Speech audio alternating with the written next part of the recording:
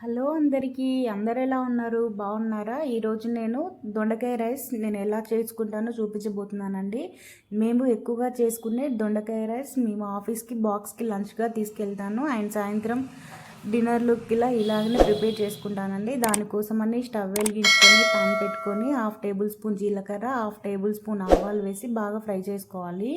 తర్వాత ఒక medium size ఉల్లిపాయను పొడుగ్గా తరుక్కొని వేసుకోవాలండి. నేను ఇక్కడ కారం వేసుకోను కాబట్టి పచ్చిమిర్చి తీసుకొని పొడుగ్గా కట్ చేసి వేసుకొని బాగా ఫ్రై చేసుకోవాలండి. బాగా ఫ్రై అయిపోయిన తర్వాత కరివేపాకు ఒక రెమ్మ తీసుకొని అవి కూడా వేసుకొని బాగా మిక్స్ చేసుకోవాలి. అది వేగిన తర్వాత 1/2 టేబుల్ స్పూన్ అల్లం వెల్లుల్లి పేస్ట్ వేసుకొని బాగా కలుపుకొని వీడియోలో చూపిస్తున్నట్టుగా మిక్స్ చేసుకోండి. తర్వాత 1/2 టేబుల్ స్పూన్ పసుపు వేసుకొని మిక్స్ చేసుకోవాలి. ఇక్కడ నేను ఫ్రెష్గా తరిగిన 1/2 కేజీ దొండకాయలను తీసుకుంటున్నానండి.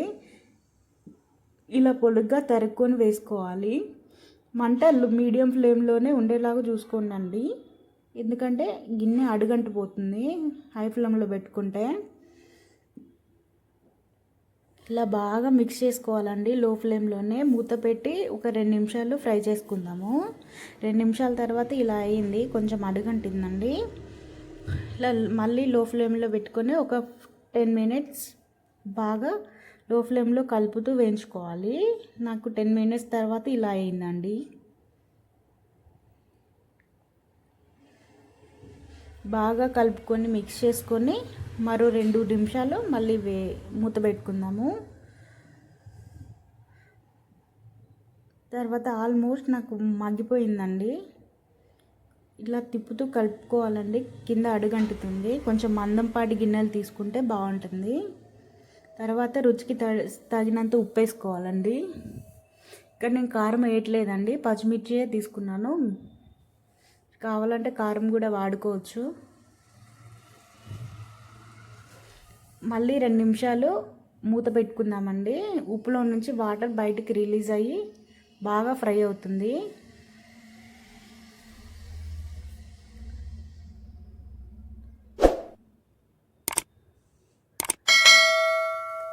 తర్వాత 1/2 టేబుల్ స్పూన్ మసాలా పౌడర్ వేసుకోవాలండి. 1/2 టేబుల్ స్పూన్ సరిపోతుంది. తర్వాత ఒక 2 నిమిషాలు ఇలా వేయించుకోవాలి. బాగా కలిపితే అంతా బాగా పట్టుకుంటుందండి మసాలా. తర్వాత కొద్దిగా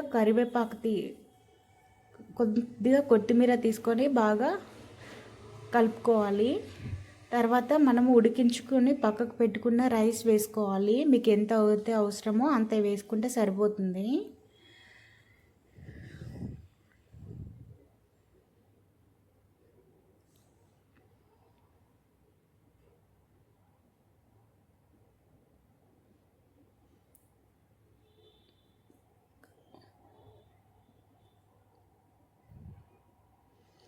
రైస్ అయితే కొంచెం పొడి పొడిగానే ఉండాలండి.